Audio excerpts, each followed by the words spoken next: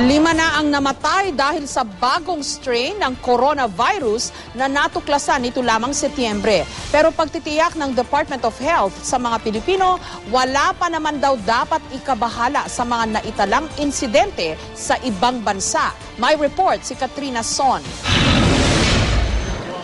Umabot na sa 12 ang naitalang kaso ng novel coronavirus o NCOV sa buong mundo. 3 na ang naiulat na namatay sa Saudi Arabia at 2 naman sa Jordan. Sa United Kingdom, 4 na ang kumpirmadong nahawahan ng NCOV ayon sa Health Protection Agency ng UK. Patuloy na ginagamot ang 3 pasyente samantalang na-recover na ang isa.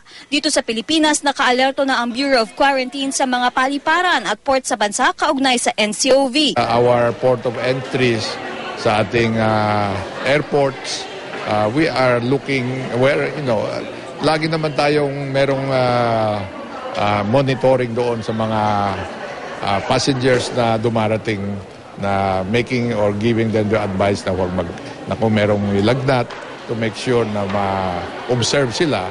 September 2012, unang na-detect ng WHO ang NCOV sa isang bumiyahe mula Saudi Arabia. Ang NCOV ay mula sa kaparehong strain ng virus ng Severe Acute Respiratory Syndrome o SARS na kumitil sa buhay ng may 8,000 tao noong 2002. Karaniwang sintomas nito ay lagnat, ubo at hirap sa paghinga.